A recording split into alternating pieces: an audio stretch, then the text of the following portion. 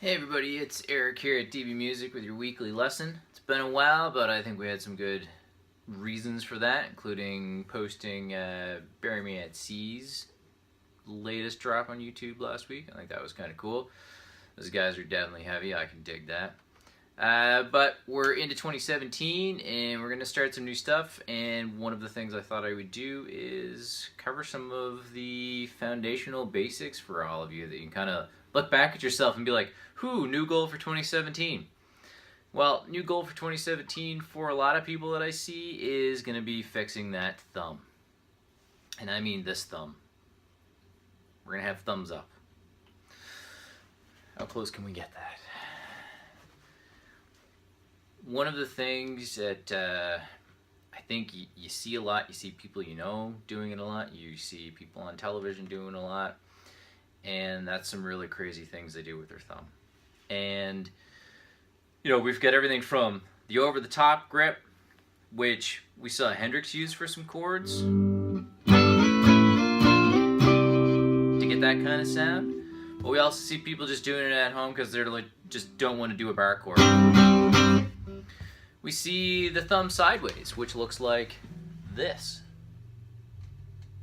Well, that looks pretty crazy back there. And what it does to you out here is that it gets your hand all jammed up. You can see my fingers have absolutely no reach. I can't go anywhere with them. So what we're looking for in the ideal world, which none of us live in, is to get the thumb, see how mine's kind of hidden? We want the thumb to actually be somewhere in the middle of the hand, okay? Because that's the middle of where everything is happening. One of the things I want you to watch is, when my thumb is in the middle of my hand, I can open and close my fingers like this, okay? When my thumb is off to the side, that's it. And you'll also notice that it's turned my hand on a very sharp angle, which makes that reach even smaller because it's going diagonally instead of horizontally.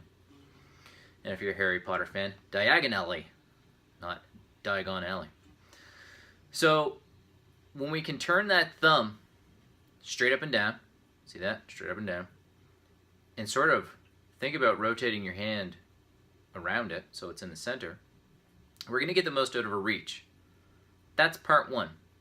So you can start with thumbs up, put your hand out, shake somebody's hand left-handed, and rotate your hand around your thumb. You might find this really awkward at first, and you're going to find it really kind of tense in here. But that's because you got to build up that muscle to use it. The other thing we're going to look at is leverage.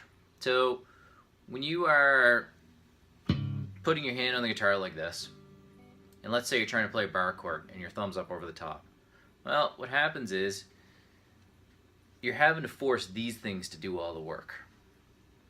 And you wind up getting bar chords that sound like this. I kid you not, I'm not doing anything weird. But if I take that thumb and drop it down and get it in the center of the hand, so down, center of the hand, all of a sudden, that's the same chord. Thumb over the top, thumb down and in the center. Over the top, down in the center. Sideways, down and center. Sideways, down and center. I've used all kinds of little tricks with people. One of the ones that I like a ton is to get some masking tape, some paper, so you can pat it up into an arrow, and place it. I have these two lovely skunk stripes, which you may not be able to see on the video, but place one just above center and somewhere close to the front of your second fret. That's going to help put your hand in a position in those first 4 frets to help you reach everything. You can practice this with doing a quasi-chromatic scale, the 1, 2, 3, 4 thing.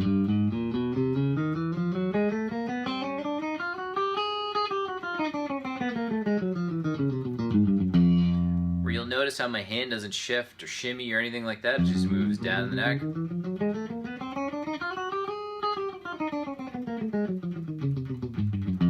Okay? And work on keeping that thumb planted. This is your leverage. Not this, because now it's not doing anything. Even if you've got your thumb on the back, but you've got this big bend like this, you're still not getting your leverage. Leverage comes from having all that length and all that strength and placing it here. And this is going to make squeezing the guitar a lot easier because you're not using your fingers to do so much. You're actually using more muscles and making it more efficient. So, first one of 2017. These are goals, not resolutions. The goal is to get that thumb down and in the middle. And you'll all of a sudden see some really cool things happen with your hand where it starts to almost level off along the fretboard when you're playing. So whether I'm playing, some elevator stuff here, or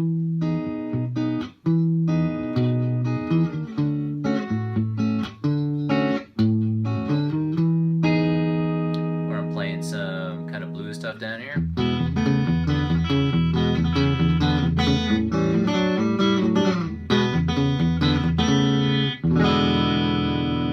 or I'm playing my scales.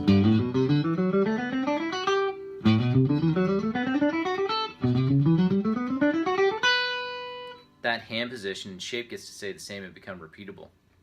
So, thumb, straight up and down. Practice rotating your hand around it and see that stretch that comes from it. Okay? It's like rotating your wrist around the thumb. This is your leverage point, not this, not this, not over the top like that, this. Work that thumb. Hopefully you can get some exercise and some practice out of this. It's going to take a lot of time if you're an over the top or sideways player. I've even seen some people play like this. You may have the greatest groove on the planet, but as I tell a lot of my students, there are times when I'd rather see you do something perfectly and have it sound terrible than do something sounding great but look absolutely terrible, because down the road that bad technique is going to jump out and bite you, and we want to cut that now. So, good luck, happy practicing. Let's see those thumbs straight up and down, and we'll keep on chugging through the new year with some of these cool foundational things. Have a great weekend, everybody.